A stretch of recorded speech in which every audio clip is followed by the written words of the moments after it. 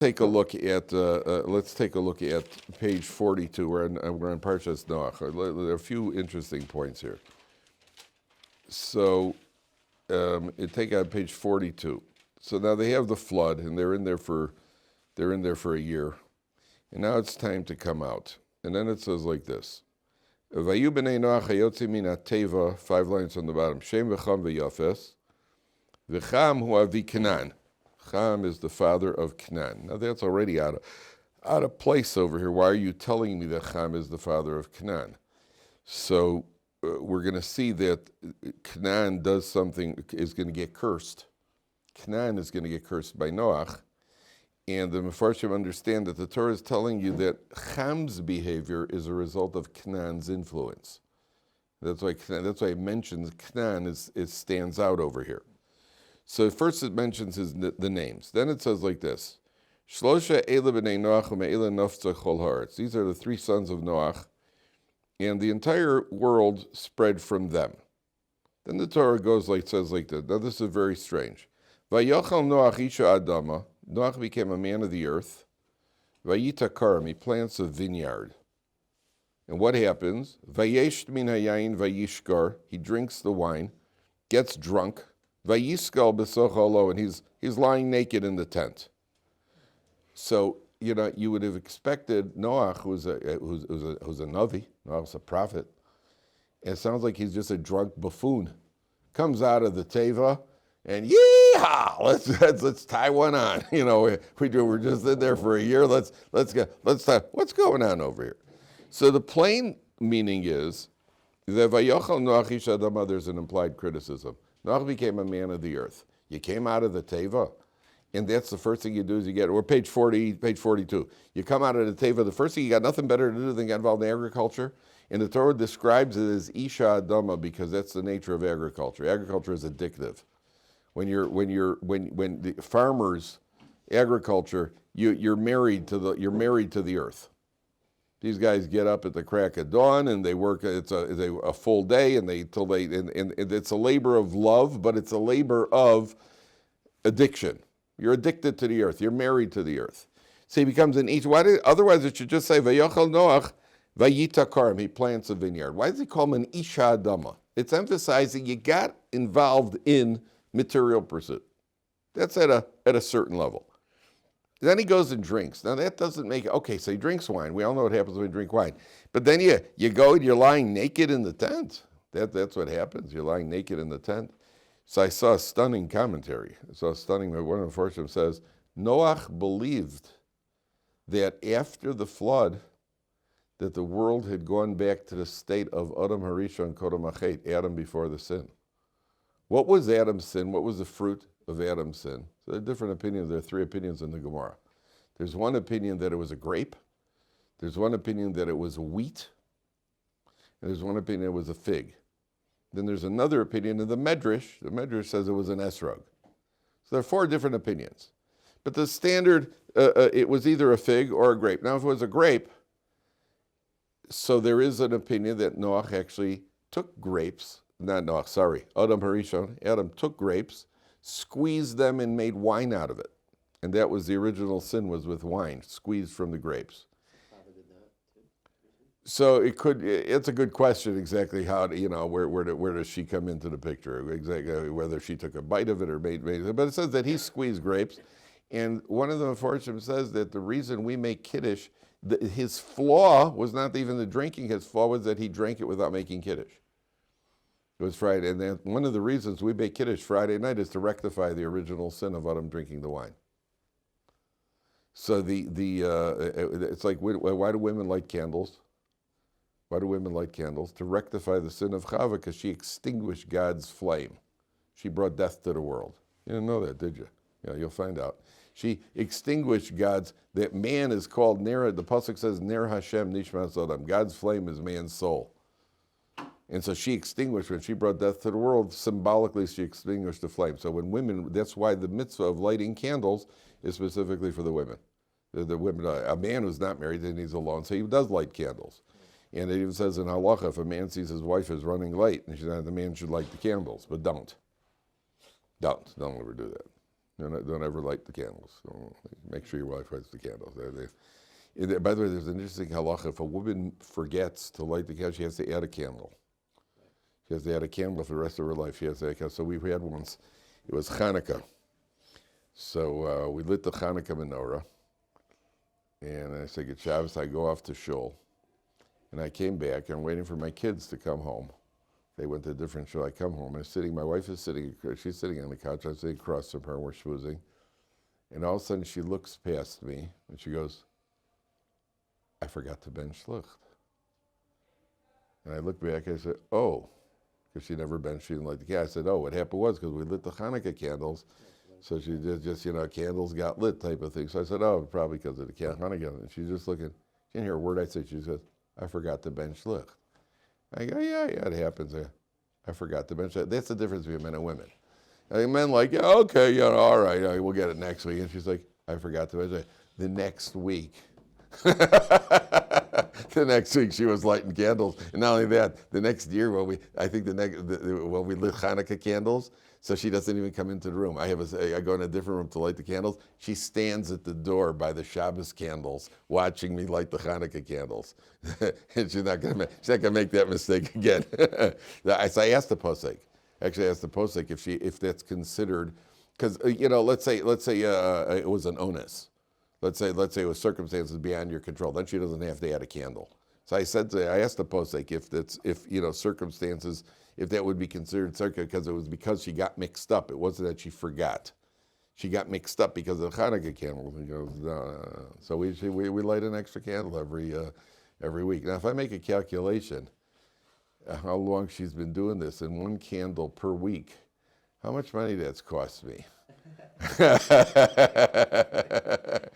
wonder how much it comes out. Let's see, 50 candles a year. By 7 years, 350 candles. Hey, that's some serious scratch right there. So there is one unfortunate says that Adam Marisha that when we do make Kiddush, we're actually rectifying that sin. Okay, be that as it may. Noach believed when they came out of the Teva that they had gotten to the state of Adam Harishon before the sin. And that's why he said, Ish ha'adama. Ish ha'adama, what's the root of ha'adama is Adam. That he's a man like Adam, and therefore he could drink wine, and therefore he could lie naked because like Adam before the sin. That's what unfortunately says that. It makes no sense that Noach. Okay, the plain meaning is that Noach drank, and he got soused, and he was lying there naked. Then what happens? Vayar Cham avi Canaan. Cham, the father of Canaan. Again, it ascribes Cham to Canaan, which already told us. And again, it's emphasizing the influence of Canaan on Cham. So the son on him? Apparently, the son was somehow, according to Rav Hirsch, Canaan was the one who apparently noticed it, then told his father. Vayar Cham avi Canaan. Canaan was the one who put his father onto it. Eser v'asaviv vayaged l'shnei echav v'chutz. So Cham goes and sees the nakedness of his father, and he goes and tells his brothers. So what does Shem and Yefes do? Vayikach Shem v'Yefes es hasibla. Now it says it in singular. It doesn't say vayikchu. It says vayikach Shem v'Yefes in the singular, because Shem was the one who initiated it, and Yefes joined on. So the credit is going to Shem, but Yefet, to his credit, Yefet did join in. But the one who took the initiative was Shem. We'll see the significance in a second. Vayikach Shem vayefes es hasimla, vayasimla Shem shneim. They put on their shoulders. Vayelchu achoronis. They walked backwards. Vayechasu es ervas avim. They covered their father's nakedness. Upeneim achoronis vervas avim lo ro. They didn't see their father. Now, if you take a look at Rashi for a second.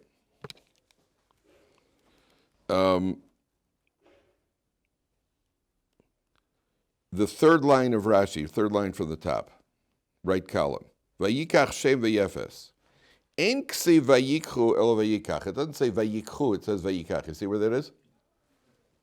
Limed al Shem. It teaches regarding Shem, shenis amitz b'mitzvah yoser miyefes. He applied himself in this mitzvah more than Yefes. I'm going to tell you a real shocker here in a second. Lakach zochu banov letalis shel tzitzis. Therefore, the descendants of Shem merited that we wear tzitzis, because the Jewish people come from Shem, and we're going to be wearing tzitzis. And the command of tzitzis is a reward for Shem for what he did over here. The Yefes zacha lekvura lebanov. Yefes merited burial for his children. Shenemar eten legog makom sham kever. His descendants, 400 years later, are going to be buried, which is a merit to not be left out. Now, the Cham shebiza zaviv, Cham who disgraced his father. Nemar bezaro keninag melachasher shevi mitzrayim ves golus kush darm the kenim orum v'yachef. They're going to be let off. His descendants will be let off into slavery, naked and barefooted. And the pasuk in Yeshaya. The point here is like this. He took the initiative. So what do the Jewish people merit now for throughout history? You get tzitzis. Tzitzis is compared to mitzvah. The Gemara says tzitzis is keneged the entire Torah. You get an incredible reward for the mitzvah of tzitzis. That means millions of Jews will be getting eternal reward. Millions of Jews through history will be getting eternal reward, because every mitzvah is eternal, because of one action that Shem did, that he took the initiative to cover up the father. Yefes, you joined in. You didn't take the initiative. You get rewarded. What's your reward? Your descendants will be, they'll merit to be buried. They won't leave their bodies out over the earth. So you see what a mitzvah is, what initiative in a mitzvah is. You know, meriting for millions of people eternity throughout the generations. That's the first lesson over here. Okay. Now, by the way, I told you there was an incident. There was a bacher in a yeshiva. I think I mentioned this a couple of weeks ago. I might have mentioned it. There was a bacher in a yeshiva, an FFB. And this FFB he was not motivated. So he left the yeshiva. He said to Rosh Yeshiva, I'm not into learning, it's not for me. And he left the yeshiva, and he comes back 2 weeks later. And he comes into the base medrash, and he sits down and he starts learning. Rosh Yeshiva saw him, he didn't say anything. The next day he comes back, he starts learning again, and he doesn't take his eye. He sat there learning a whole day. Come back the third day, and again he's learning like a house on fire. Finally, the Rosh Yeshiva came to me. He said to him, "Yitzchak, what happened? You left here. You were unmotivated. Now you're learning like a machine. What happened?" He says, "Rabbi, I'll tell you. I was driving around all over the place, and one day last week I was in Geula, right here in Geula, and I heard yelling, and I looked over, and I saw that there was some girl got out of a cab, and she was yelling at the cab driver. Apparently, he was overcharging her or something. She didn't agree with the price. So I heard this yelling, and I turned around. And I saw she slammed the door, and the cab drove off. But the problem was she was wearing some sort of wraparound thing, which got caught in the door of the cab. And it left her in a very awkward situation.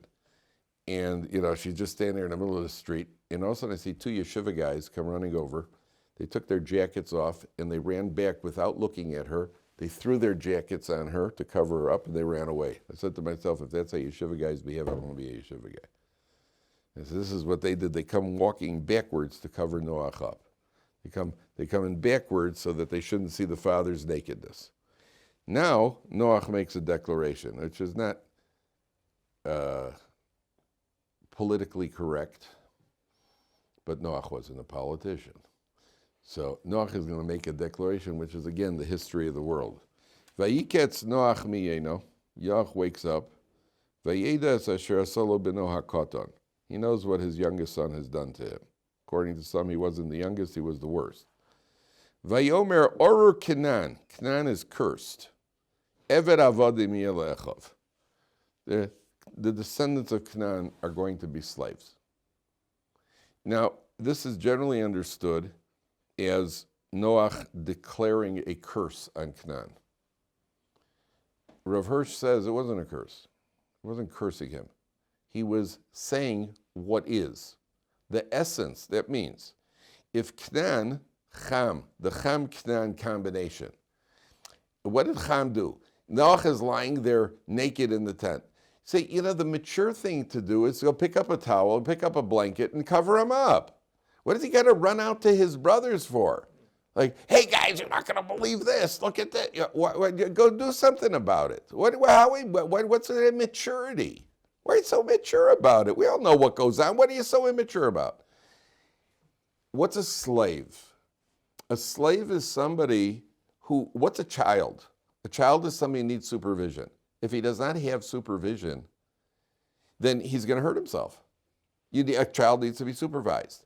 Noach is saying the essence of Canaan is that he's a slave, meaning he needs supervision. If left to his own devices, he's not going to succeed in life. He needs to be supervised. And he's not cursing him. He's declaring this is the essence. And if they do not abide by that, your nature, you're going to be left on your own. It's not going to work well. It's just your society is not going to, whoever the descendants of Canaan are, whoever the descendants of Canaan are, the Torah doesn't say who the descendants of Ham and Canaan are, but whoever the descendants of Ham and Canaan are, do not do well on their own. They need supervision. Because when left to their own devices, things do not go well. Yeah, what were we going to ask, Mayor? Just want to ask you about when Abraham also refused to get spoils with the king of Sodom. Yeah. Well, so there's also a merit for tzitzis there and tefillin or something like that. It could be a continuation in the but the sroch now. I mean, right? He gets the strings of the tzitzis. So it could be more than what You're also involved in the line. However that works. But whatever it is, you see you see the potency. You see the potency of getting involved. You got involved. Get involved. Do it. You see the opportunity. Do it. That's the what. Okay. Now let's go to the Tower of Babel because this is pretty enchanting. The Tower of Babel is really. I've always been enchanted by this. On page 48. I've always been enchanted by this. It says, "Vayhi kolo oretz sofa achas udvarim achadim." 5 lines in. So the entire world was one language, and they were of one mindset. How does he translate it? One common purpose. Vayhi benasa mikedem, vayimtzu bika. They went out to a plains or the valley, be'eretz shinar vayeshu sham. So they're out in a valley. The plains. Vayomer isha re'eu, hava nilban alavenim. Let us go and make bricks. V'nisref al burn them in the furnace. V'atihilahem, so the Torah says, V'atihilam alavein alav, and the bricks became stones.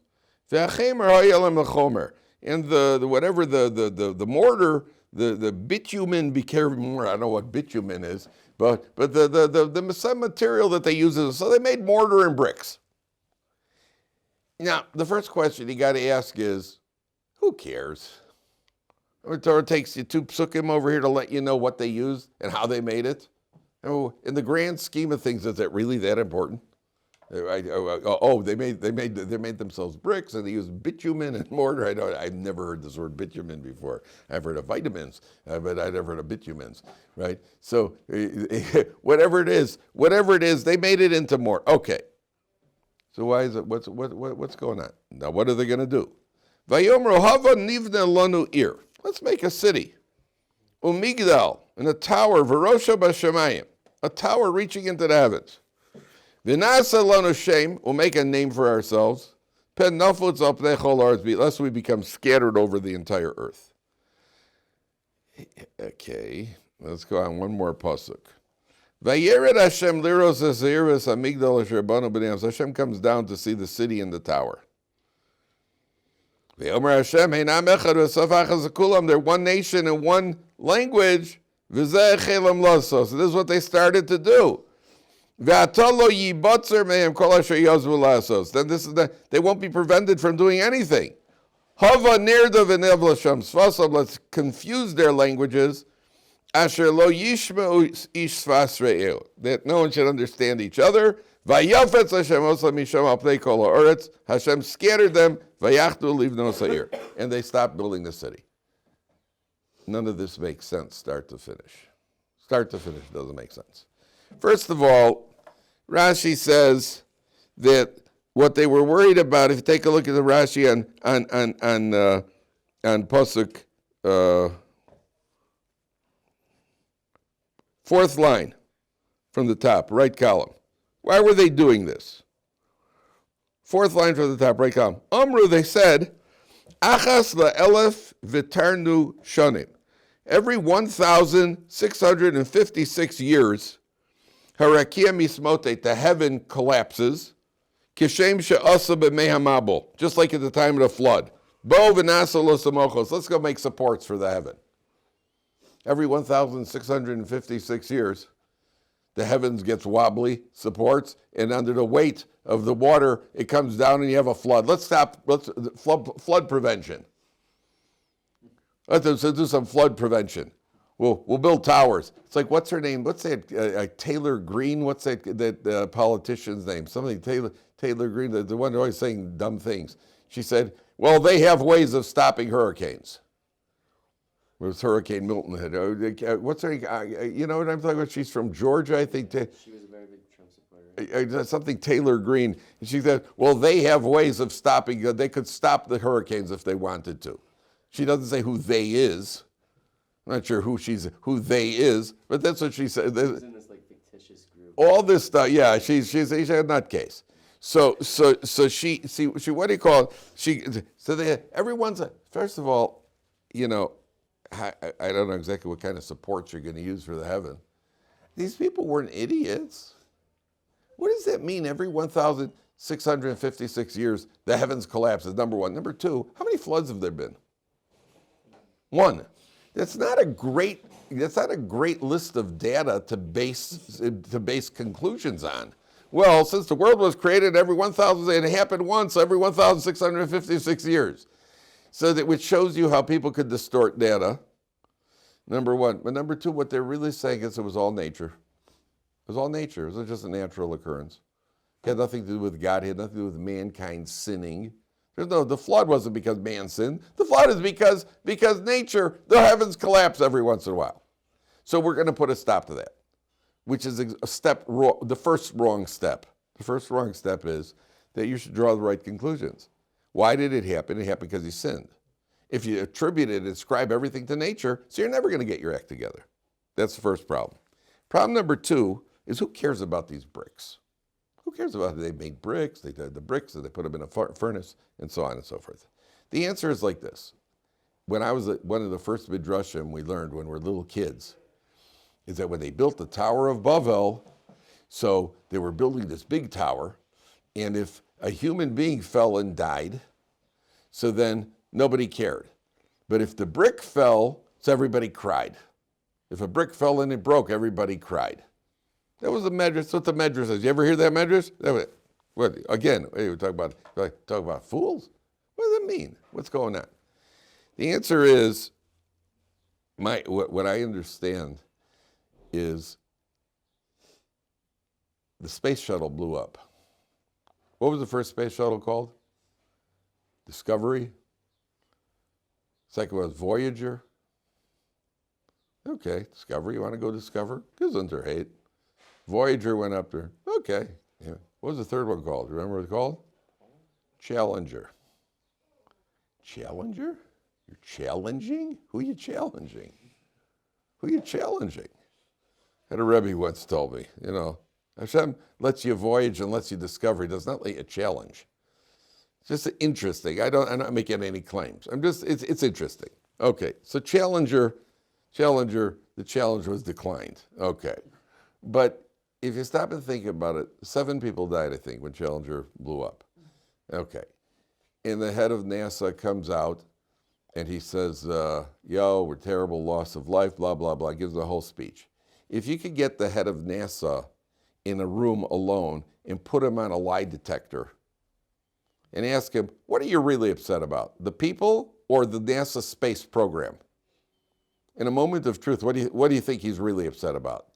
People? I'm sure he's upset. What's he really upset about? His entire space program in advance of technology has just been set back. The Torah here is talking about mankind's advances in technology. Up until this point, you took stones and you built using stones.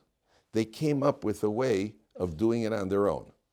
Take bricks, put them in a furnace, now you have bricks. we don't need to rely on God. We can use man's initiative, technological advance. When a brick falls and it breaks, what does it really mean? We don't build the big bricks properly. That means that our technological advance is not where we want it to be. That's what they're upset about.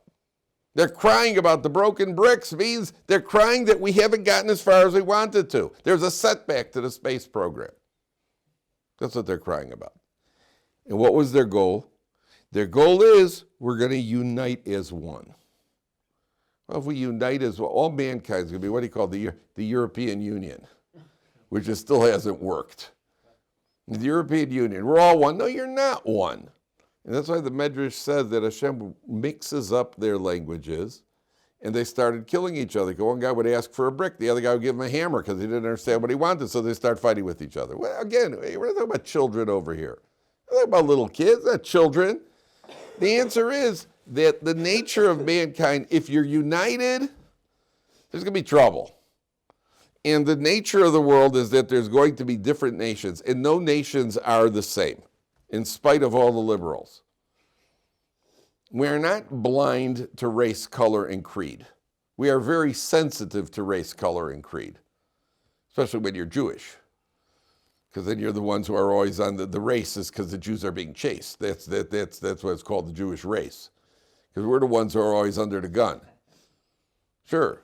So now, I saw one of them before, it says something stunning here. It's unbelievable. What is God's real objection? What is God's real objection over here? His objection is that if mankind, you know why Jews have survived for so long? You know why Jews have survived for so long? Because we're never pooled, we're never grouped in one place. When one nation is trying to kill us, so the Jews find refuge somewhere else. There's always been one place, one or two places where people could run.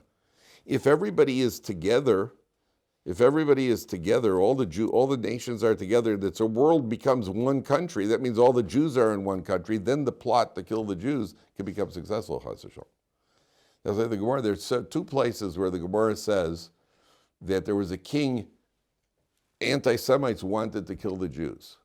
And the objection was twofold. Number one, you will never get all the Jews because the Jews are scattered all over the world.